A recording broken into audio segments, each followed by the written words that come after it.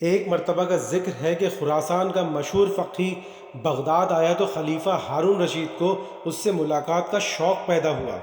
اس نے فقی کو اپنے محل میں بلایا اور بڑی عزت و اکرام کے ساتھ اپنے پاس بٹھا لیا۔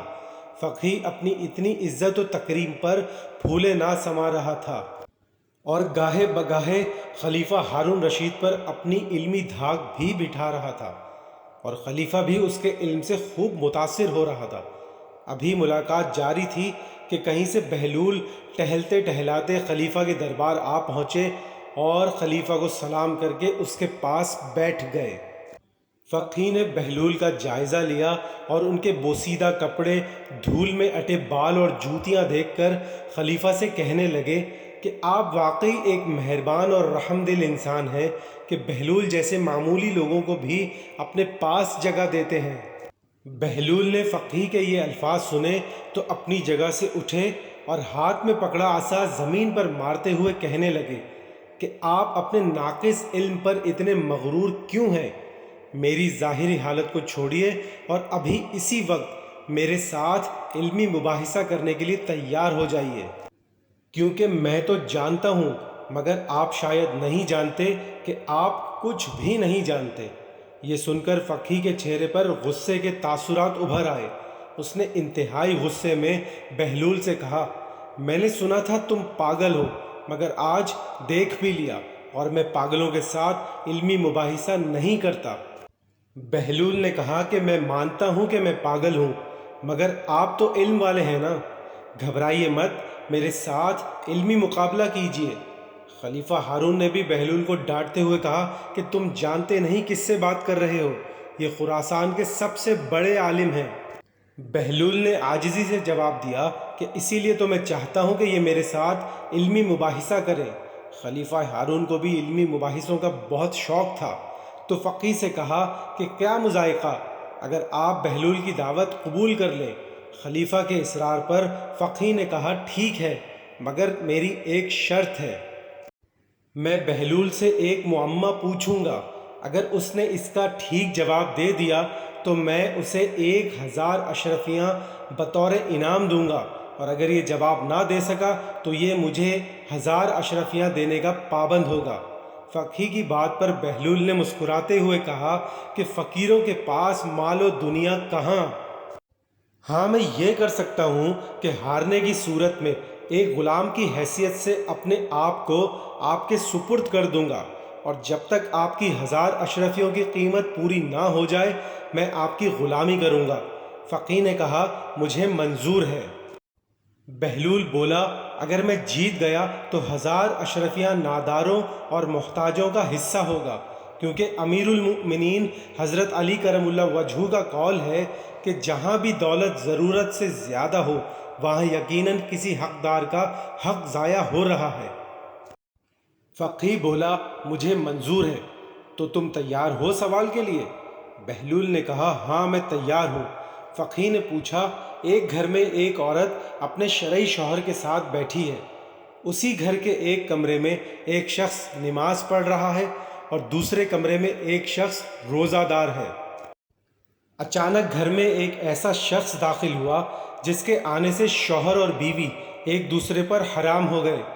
نماز پڑھنے والے کی نماز باطل ہو گئی اور روزے دار کا روزہ جاتا رہا۔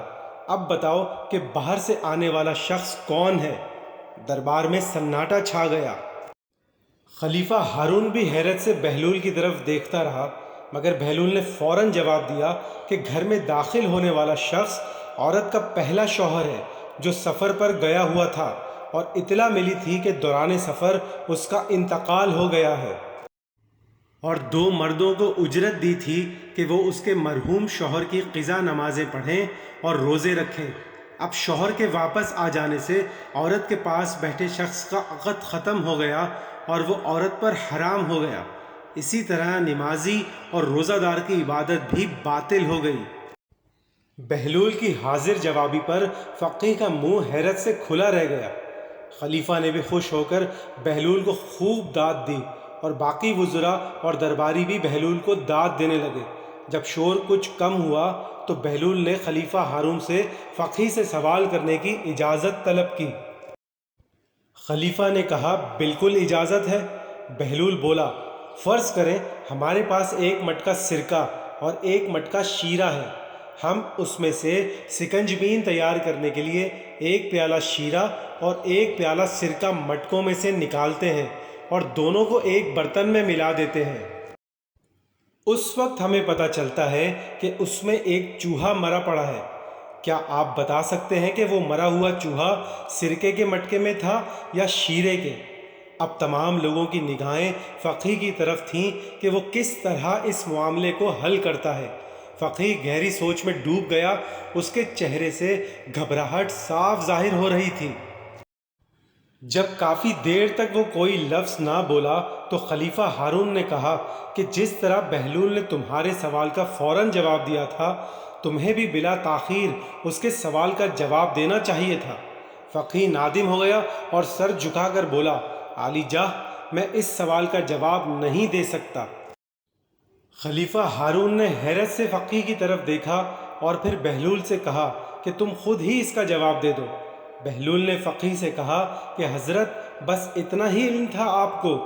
فقیہ شرمندگی سے بولا بہلول، تم نے مجھے احساس دلا دیا کہ علم کی کوئی حد نہیں ہوتی اور نہ ہی علم کسی کی میراث ہے۔ میں نے تمہاری ظاہری حالت دیکھ کر تمہیں اپنے سے کمتر سمجھا۔ میں ہار گیا، مگر تم اس کا جواب ضرور دو۔ بہلول بولا تو سنیے جناب، ہمیں چاہیے کہ اس چوہے کو سکنجبین سے نکال کر اچھی طرح دھو لیں اور پھر اس کا پیٹ چاک کریں۔ اگر اس کے پیٹ میں سرکہ ہوا تو وہ سرکے کے مٹکے میں تھا، اور اگر شیرہ نکلے تو وہ شیرے کے مٹکے میں تھا، لہٰذا جو کچھ اس کے پیٹ میں تھا اس شے کے مٹکے کو ضائع کر دینا چاہیے۔ بہلول کے جواب پر اہل دربار اش اش کر اٹھے۔ خلیفہ ہارون تو بہت ہی خوش ہوا۔ فقیہ نے 1000 اشرفیاں نکال کر بہلول کے سامنے رکھ دیں۔ بہلول نے وہ تمام اشرفیاں اٹھا کر محل سے باہر غریبوں میں بانٹ دیں۔